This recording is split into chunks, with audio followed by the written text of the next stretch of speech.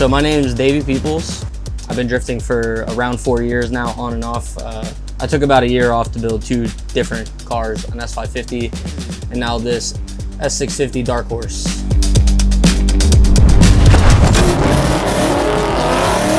So, you know, we're all about Mustangs around here. I don't know if you can tell. There's something about having a 2024 Ford Mustang Darkhorse that just has a certain ring to it.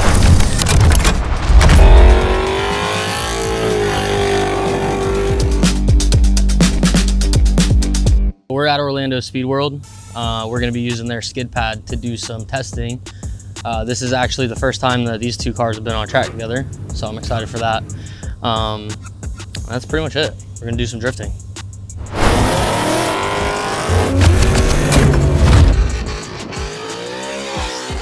So I brought, first my mom, my stepdad, but I brought my teammate and friend since high school. His name is Tyler.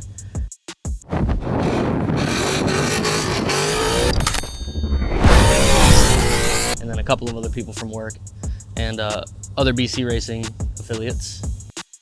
Car sounds absolutely incredible with the new Stainless Works long tube headers.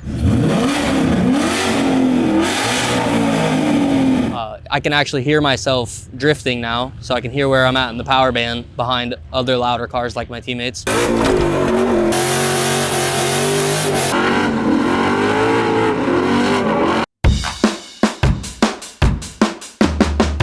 Right now, I am taking this 350Z passenger side seat bracket and I'm going to modify it to fit my S650 so that we can give ride-alongs this weekend.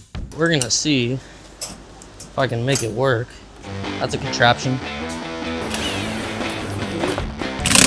Work smarter, not harder.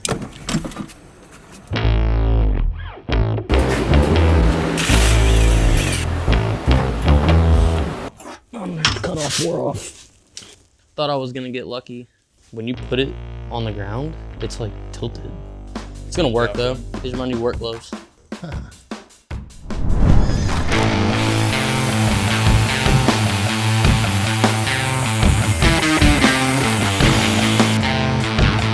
Well, there's one.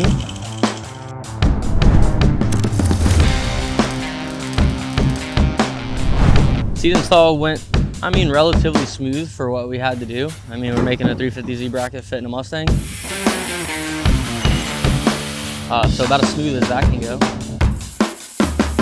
So this car was destroyed in the front end, specifically the front right frame rail. We had to cut the entire front section off. It's also cut in layers, and then you have to like mesh it together. You can't just cut it flat and then weld it together. That's never gonna work. Basically, this thing could have probably gotten a rebuilt title, but we knew we weren't going that direction, so we just did the work over there and then started turning this thing into a full Pro-Am level drift car.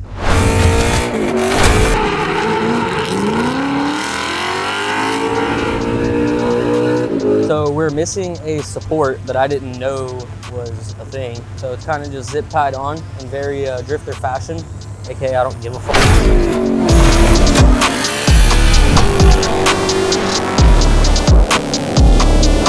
It's good enough for the track, so we're out here, we're slinging it.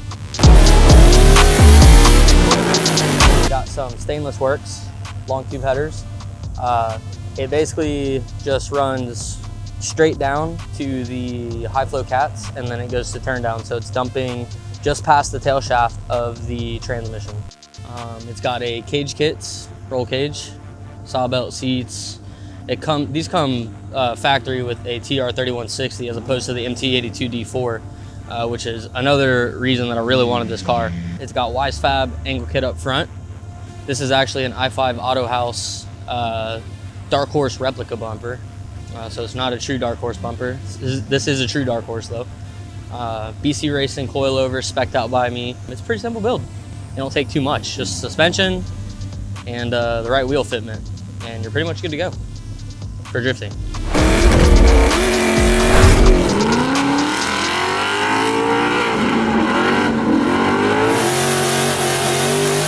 So our main focus this year is to just get both of these cars dialed in. At the end of the day, this is a hobby, a very expensive hobby at that. Competing is really fun. You get a certain type of adrenaline rush when you're on grid and there's a guy next to you that wants to take you out of competition. So it's really the fun aspect of competing for me.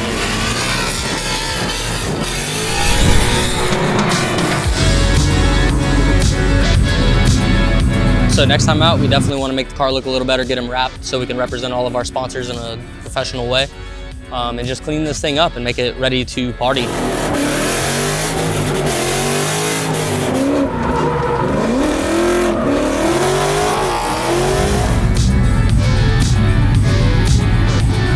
This is only a small portion of how the drift community actually is.